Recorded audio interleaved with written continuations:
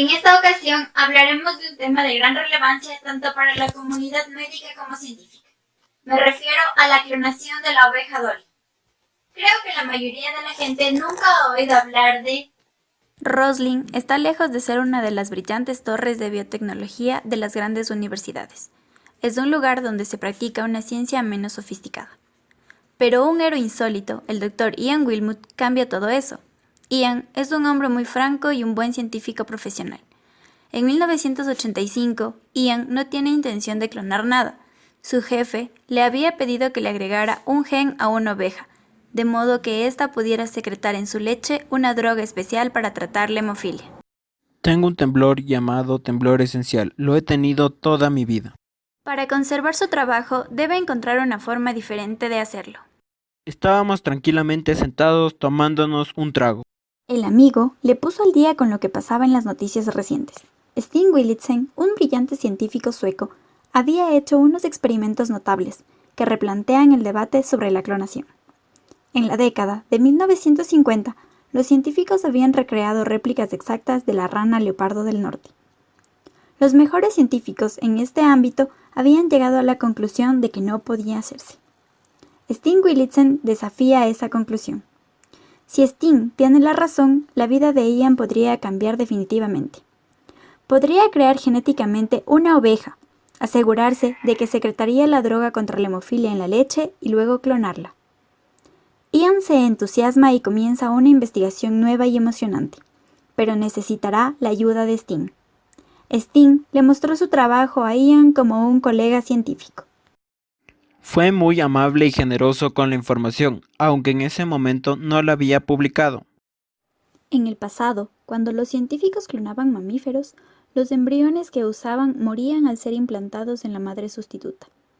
Stig había encontrado una forma de mantener vivo al embrión.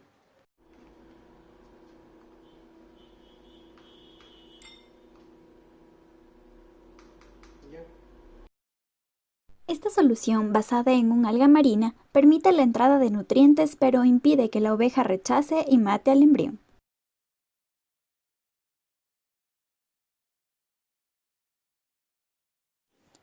Stig también estaba desarrollando un nuevo procedimiento.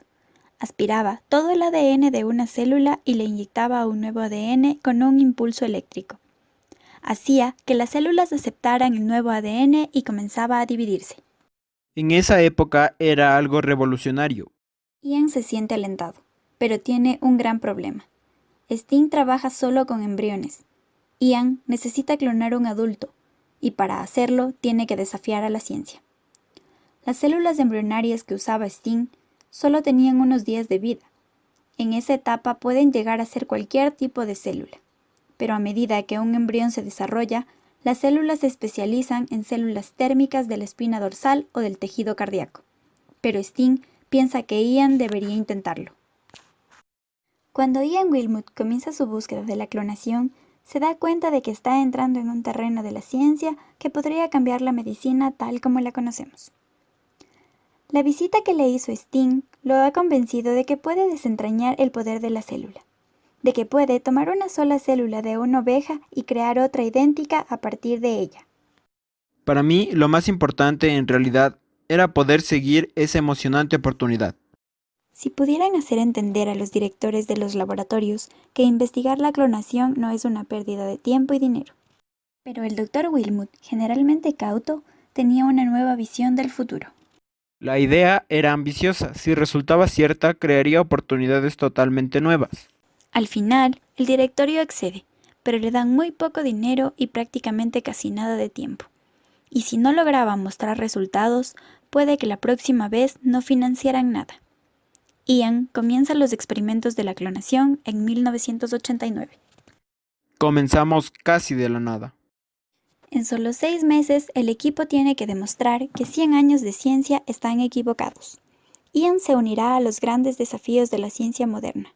Debe obtener embriones de ovejas embarazadas, para hacer que desarrolle más allá de la etapa embrionaria y luego tratar de clonarlos.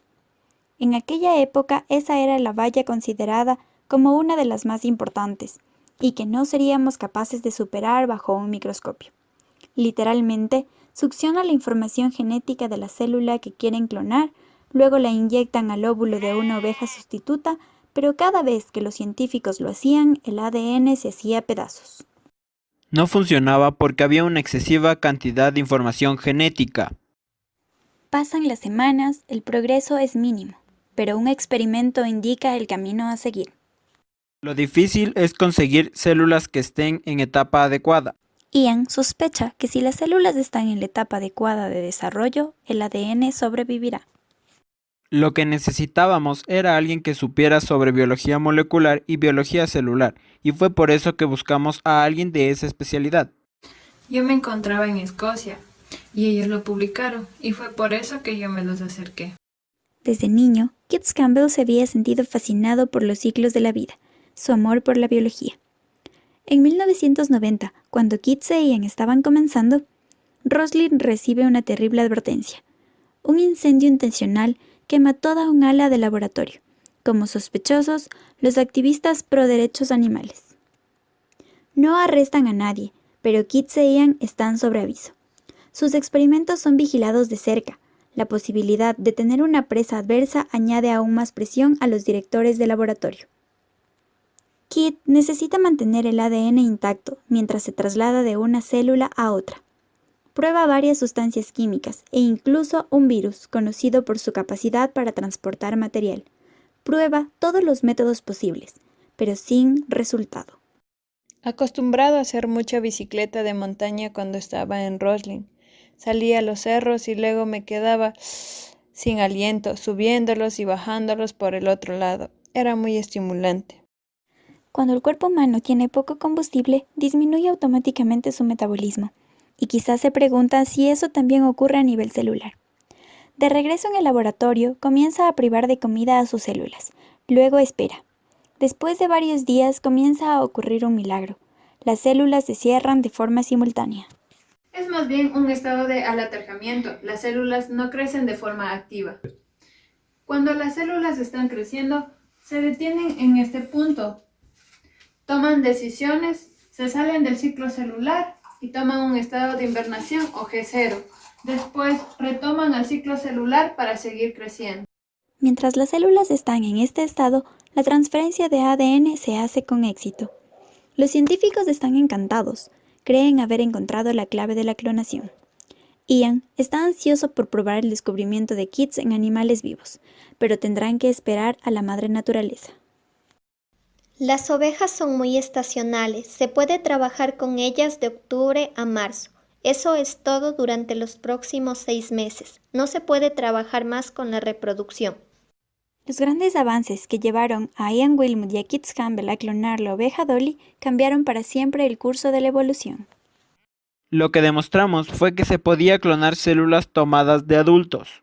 Normalmente, cuando dos animales se aparean, sus crías son una mezcla de sus genes. En la clonación se crea una copia idéntica de un animal.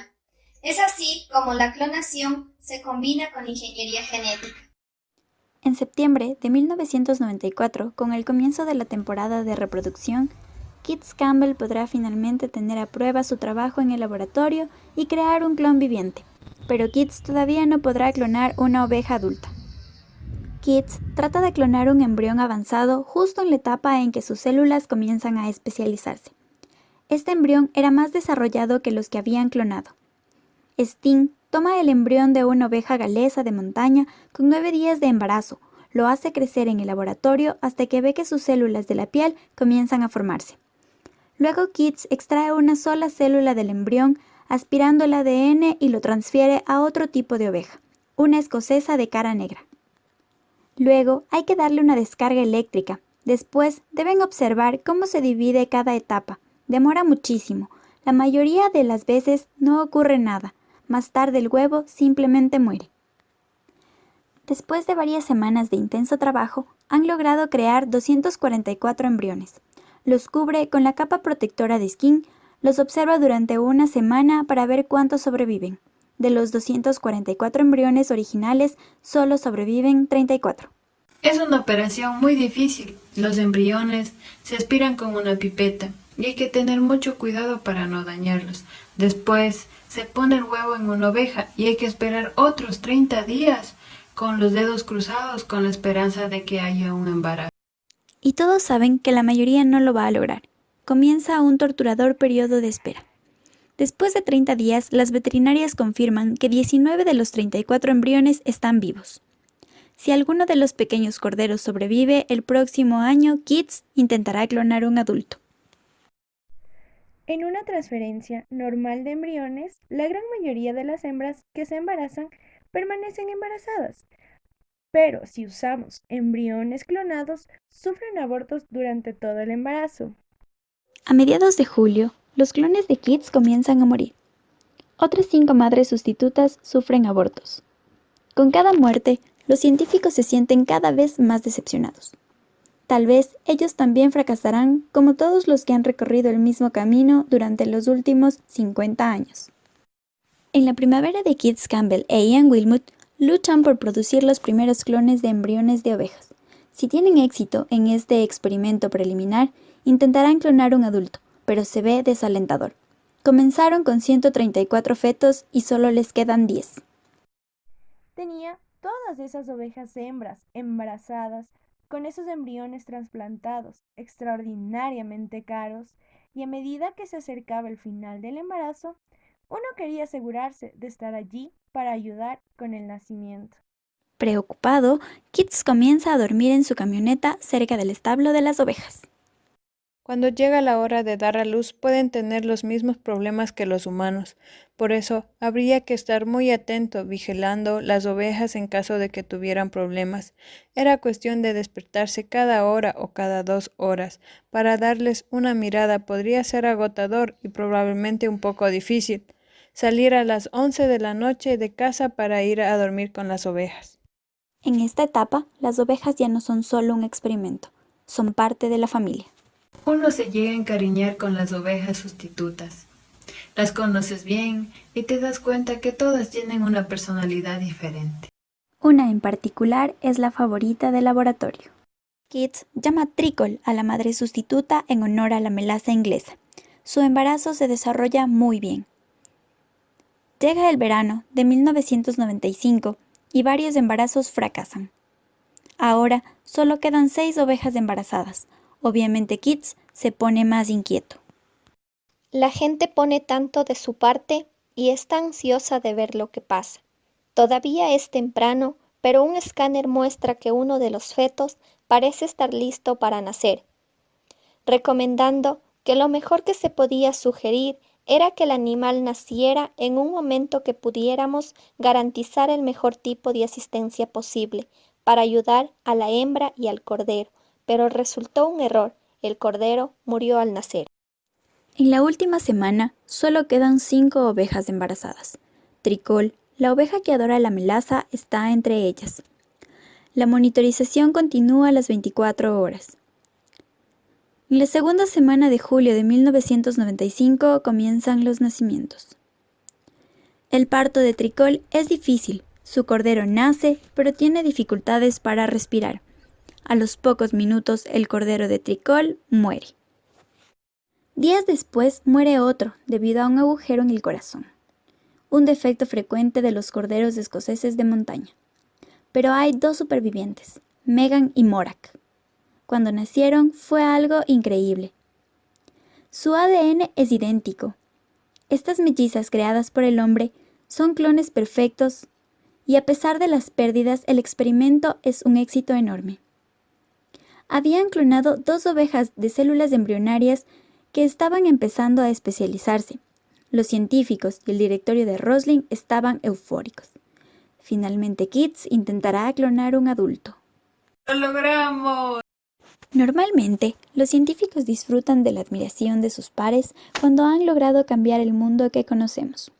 Pero los directores de Roslin debían mantener la noticia en secreto, pues las empresas no invierten dinero en la investigación científica a menos que haya una posibilidad concreta de poder ganar dinero con ello. Eso significa que una patente de la técnica de Kitts podía significar millones de dólares para el laboratorio. 6 meses después, el 13 de marzo de 1996, la noticia del éxito de Ian y Keats es finalmente anunciada al mundo. Muchas gracias, damas y caballeros. Pero ese mismo día, una tragedia enluta a Escocia. Ocurrió un suceso horrible. Un hombre entró a una escuela y disparó a todo el mundo. Eso desplazó a todos de las primeras planas, incluyendo a Meghan y Morak. Si los experimentos de clonación de Roslin hubieran recibido mucha publicidad, tal vez el público hubiera ejercido una presión para detenerlos. Pero Ian y Keats pudieron seguir trabajando en un anonimato relativo. Al llegar la temporada de apareamiento de las ovejas, los científicos quieren seguir con la clonación, pero esta vez de un adulto. Siempre estuve convencido de que podríamos tomar una célula adulta y usar su núcleo o su información genética de esta célula para reproducir un individuo. A Ian y Keats les dieron permiso para usar las células de glándulas mamarias ovinas que habían quedado en los experimentos anteriores de Ian. Habían unas células congeladas de una oveja hembra vieja. Keats intentará clonar un animal vivo a partir de esas células congeladas. Tuvo que sentir una mezcla de emociones con eso, porque eso era la culminación de lo que había estado pensando durante 10 años. Tuvieron que encontrar un modo de reprogramar las células de ubre para mantenerlas vivas sin que crecieran. Lo consiguieron alterando su medio de crecimiento. Entonces, inyectaron la célula en un óvulo no fecundado, al cual se le había eliminado el núcleo, e hicieron que las células se fusionen mediante pulsos eléctricos. El óvulo no fertilizado provino de una oveja hembra escocesa de cara negra. Cuando el equipo de investigación consiguió que se fusionaran el núcleo de la oveja blanca adulta con el óvulo de la oveja de cara negra, tuvieron que asegurarse que la célula restante se desarrollaría como embrión. Realizaron un cultivo de esta célula durante 6 o 7 días para ver si se dividía y desarrollaba con normalidad antes de implantarla a una madre de alquiler, otra oveja hembra escocesa de cara negra. Como resultado, nació Dolly el 5 de julio de 1996 con la cara blanca. Después de 7 años, llega la trágica noticia.